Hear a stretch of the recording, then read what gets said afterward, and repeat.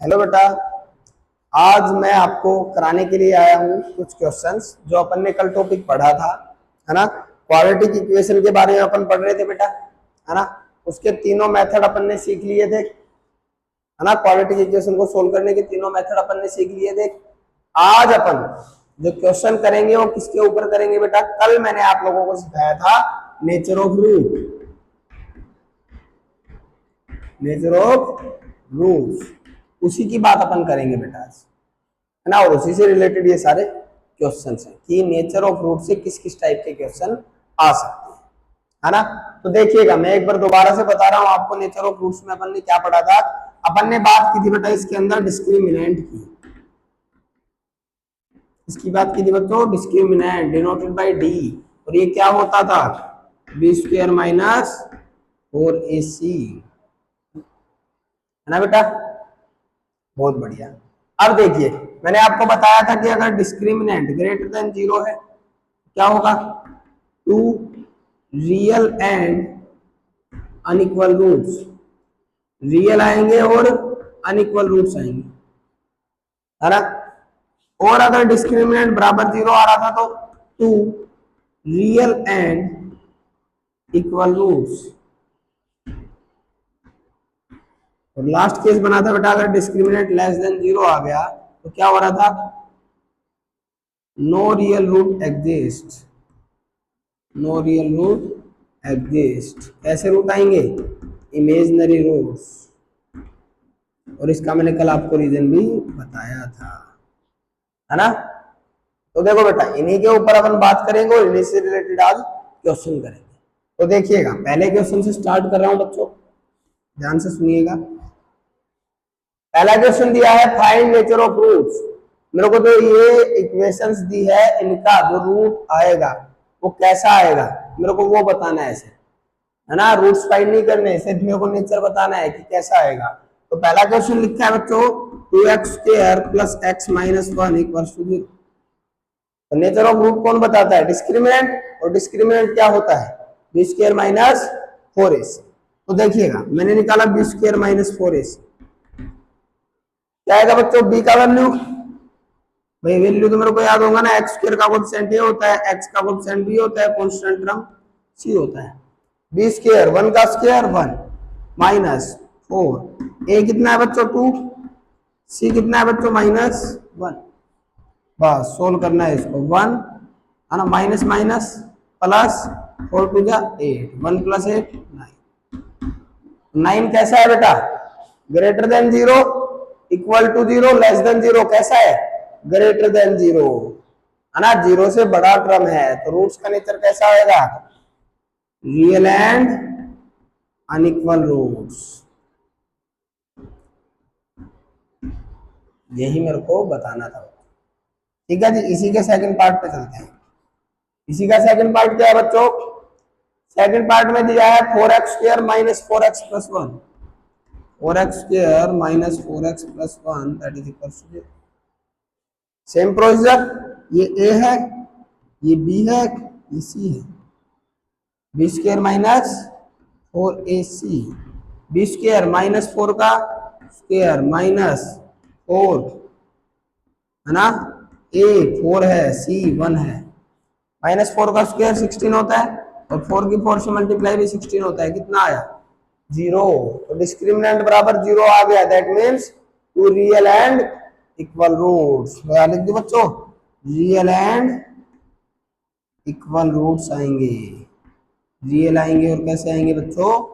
Equal आएंगे, ठीक है, हो जाएंगे।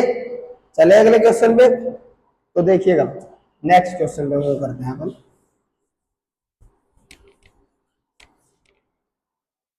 देखो बेटा, जो आपका सेकंड क्वेश्चन है, इस टाइप के क्वेश्चन बहुत इंपॉर्टेंट होते हैं, है ना। सुनिएगा क्या होता है, इसी टाइप के क्वेश्चन आते हैं मेरे लिए। सुनिएगा क्या बोला, फाइंड के का वैल्यू फाइंड करना है। Equation has real and equal roots. Equation के क्या है बच्चों? रियल है और इक्वल रूट्स है, ठीक है। तो ये जो क्वेश्चन है किस चीज का बेटा? डिटरमाइनिंग द वैल्यू ऑफ, है ना, एनी अननोन टर्म। जो ये अननोन टर्म है, जो मैंने के बोला, है ना, इसका वैल्यू फाइंड करना है। कब? When nature of root is already given, मेरे को नेचर ऑफ रूट जो है वो पहले से दिया गया है, तो मेरे को इक्वेशन के अंदर जो एक अननोन टर्म आ जाएगा उसका वैल्यू फाइंड करना है। ठीक है जी, तो देखिएगा करते हैं सोल्व। क्वेश्चन दिया है बच्चों 9x² प्लस 3kx प्लस 4 बराबर 0। ठीक है जी, बोला क्या है equation has real and equal roots. Real और इक्वल रूट्स कब होते थे, जब डिस्क्रिमिनेंट बराबर 0 होता था। तो लिख दो बच्चों b² माइनस 4ac बराबर 0। b का वैल्यू 3k का स्क्वायर माइनस 4, a है बच्चों 9, c है बच्चों 4 बराबर 0। 3k का स्क्वायर खोलो, क्या बनेगा 9k², इनकी मल्टीप्लाई करो, है ना। 4 4 जा 16, 16 की 9 से मल्टीप्लाई कितनी होगी बताओ, कितनी होगी।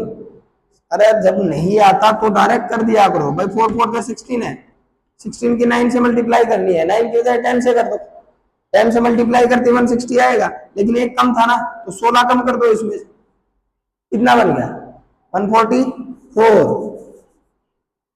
ठीक है, तो 144 बराबर 0। 144 उधर जाके कैसा हो जाएगा, पॉजिटिव हो जाएगा।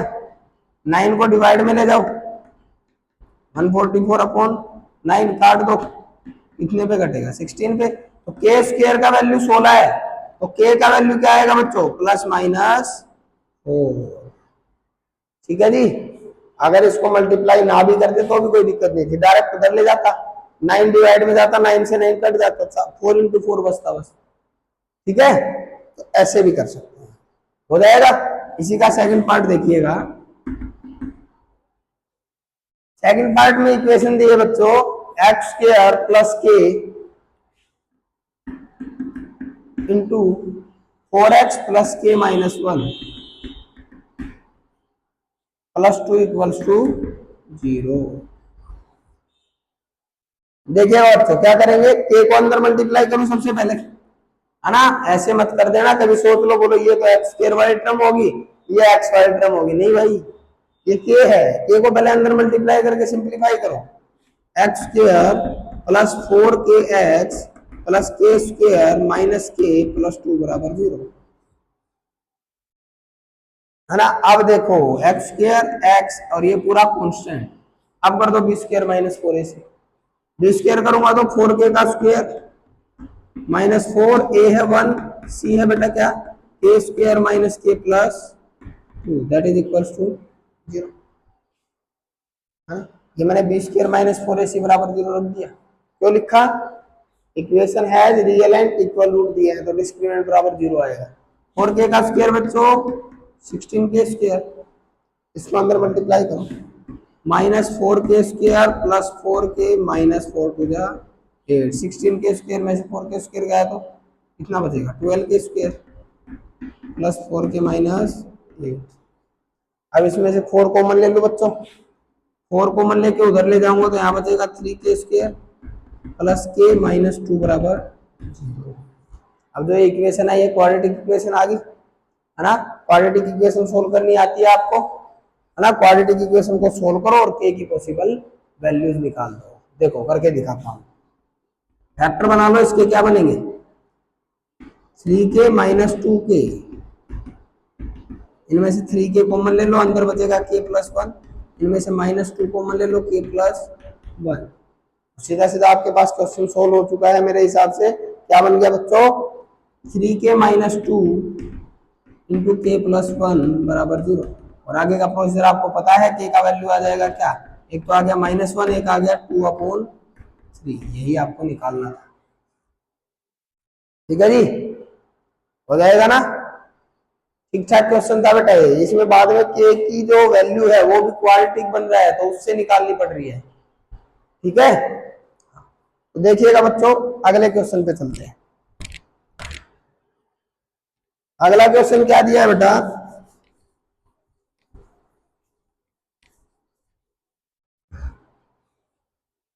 अगला क्वेश्चन लिखा है बेटा थर्ड क्वेश्चन देखिएगा, फाइंड k का वैल्यू फाइंड करना है। तब x² minus 4x plus k equals to 0 has distinct real roots. Distinct real root मतलब, डिस्टिंक्ट का मतलब क्या होता है, दोनों अलग अलग है मतलब अनइक्वल है, मतलब पहले वाला केस आ गया। डिस्क्रिमिनेंट को ग्रेटर देन 0 रखना है। तो देखिए x square minus 4x plus k equals to 0।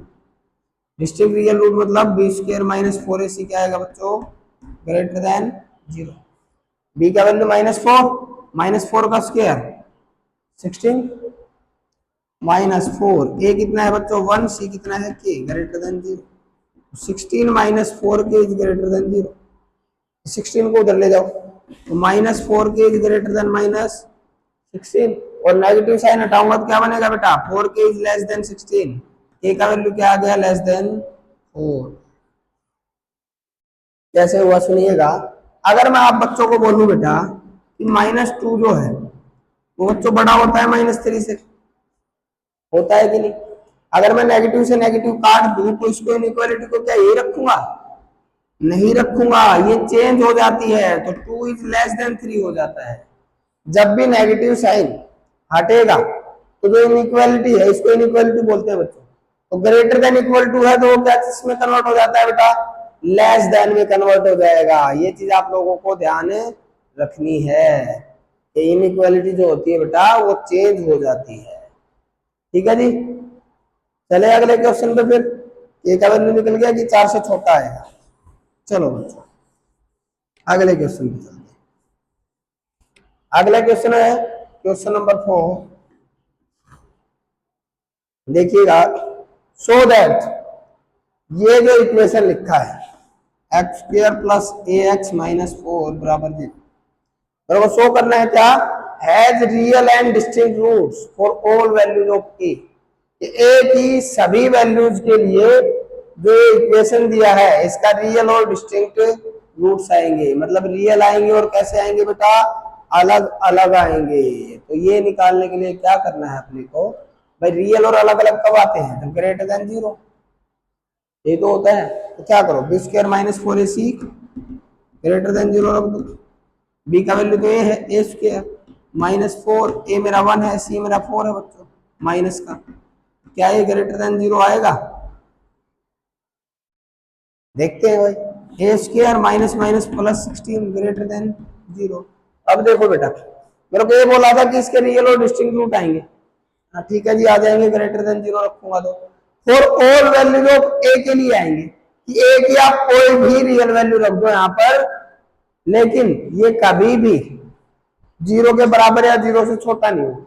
बिल्कुल सही बात है बच्चों, क्यों, क्योंकि ये तो प्लस का 16 है और ये ए स्क्वायर है, तो ए की कोई भी वैल्यू रखो ये नेगेटिव वैल्यू तो दे ही नहीं सकता, नहीं दे सकता ना। तो ये टर्म जो है ए स्क्वायर ये तो हमेशा पॉजिटिव वैल्यू देगा क्योंकि स्क्वायर आ गया, किसी का भी स्क्वायर नेगेटिव नहीं होता है, तो कोई भी वैल्यू रखो ये तो पॉजिटिव देगा देगा। और ये पीछे वाली टर्म तो कांस्टेंट है, ऑलरेडी पॉजिटिव है, तो ये ना तो कभी टर्म 0 हो सकती ना ही कभी 0 से छोटी जा सकती, तो हमेशा कैसे रहेगी ग्रेटर देन 0।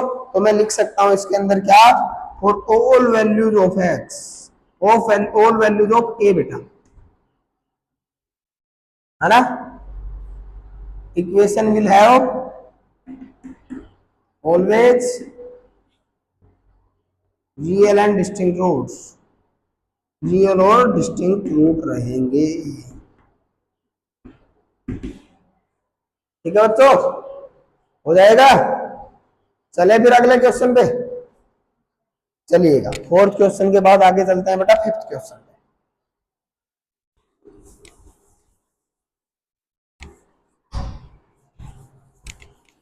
देखिए बच्चों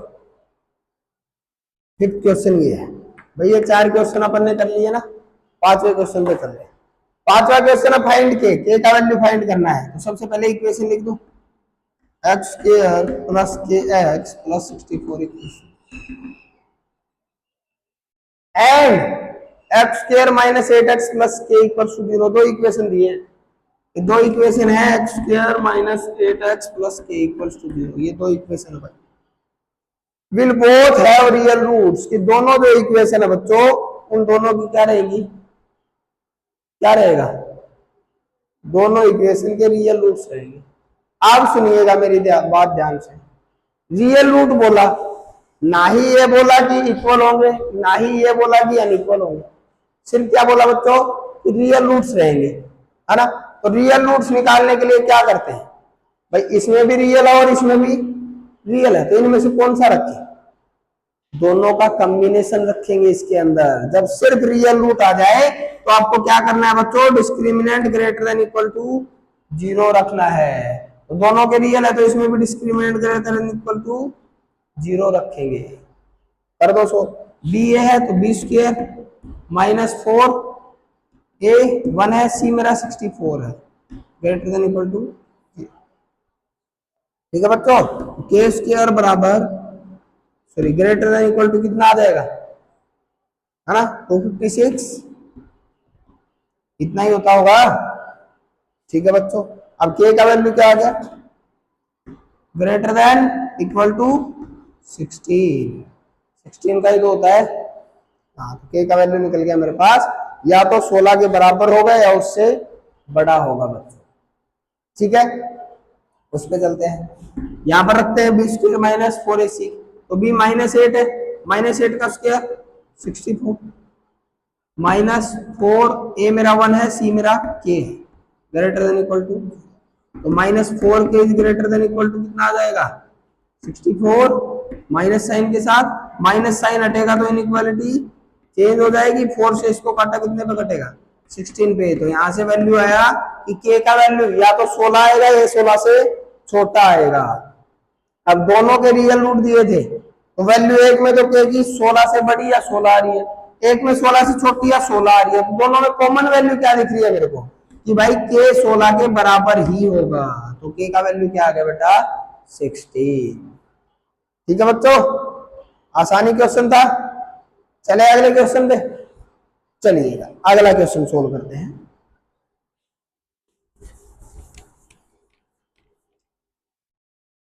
देखिएगा 6 क्वेश्चन पे आ गए हैं, X square plus 5 X plus 16, X square plus 5 X plus 16 that is equal to 0, ये इक्वेशन दिया है, has no real roots find K, इस इक्वेशन के कोई भी रियल रूट एग्जिस्ट नहीं करते हैं, तो के का वैल्यू बताइए।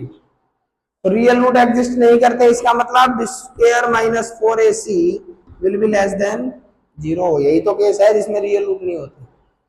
बी क्या है 5k का स्क्वायर -4 ए का वैल्यू 1 सी का वैल्यू 16 लेस देन 0, इसका स्क्वायर करूंगा बच्चों तो अब 25 के स्क्वायर 16 की 4 से मल्टीप्लाई 64 आएगी और वो उधर जाके प्लस का हो जाएगा, के square is less than 64 upon 25,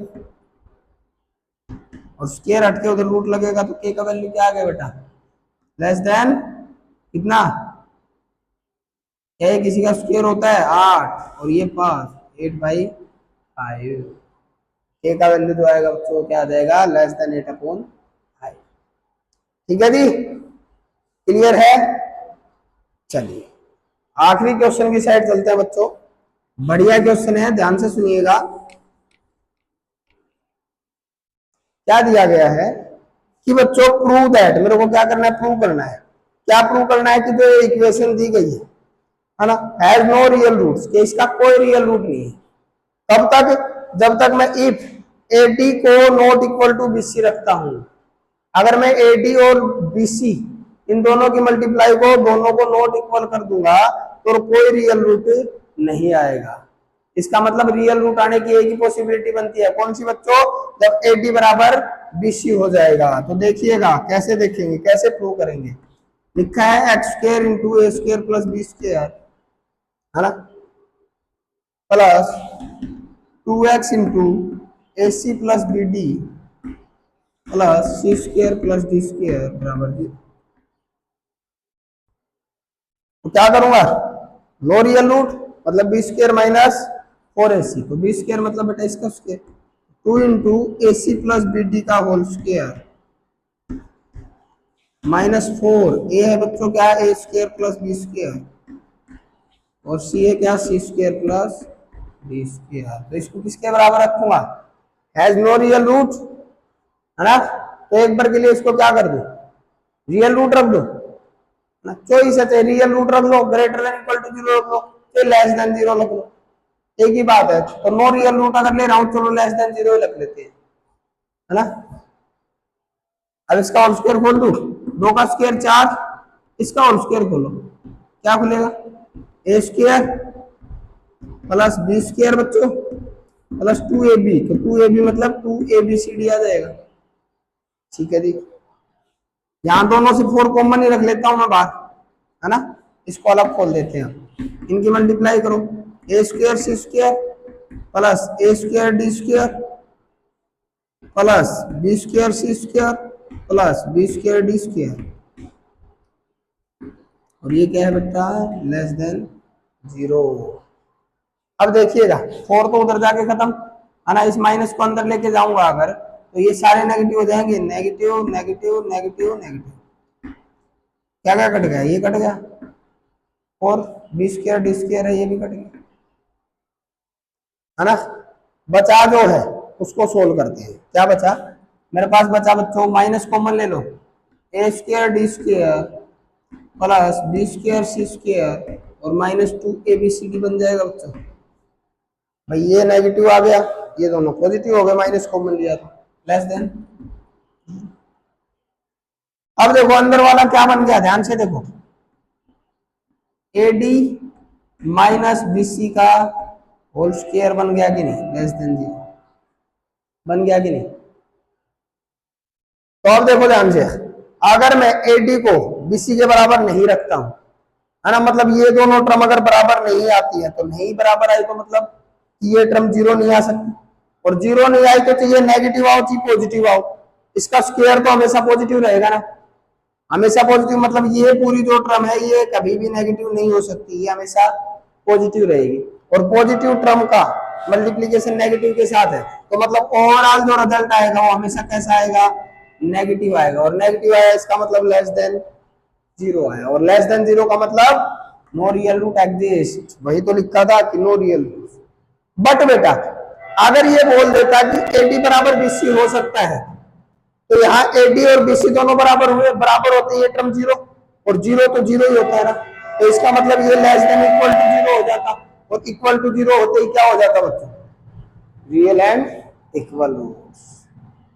ठीक है बेटा, तो मेरे हिसाब से आप लोगों को सारे क्वेश्चन समझ आ गए होंगे। आज के लिए इतना ही, है ना, बाकी करेंगे नेक्स्ट लेक्चर के अंदर। तो आपका जो कल का होमवर्क रहेगा वो सुन लीजिएगा, जो डिस्क्रिमिनेंट के क्वेश्चंस है ना, जो भी डिस्क्रिमिनेंट के क्वेश्चंस है बेटा नेक्स्ट एक्सरसाइज के अंदर उसके सारे एग्जांपल्स पहले आप लोगों को सोल्व करने हैं। ठीक है, ओके बच्चों, थैंक यू, बाय।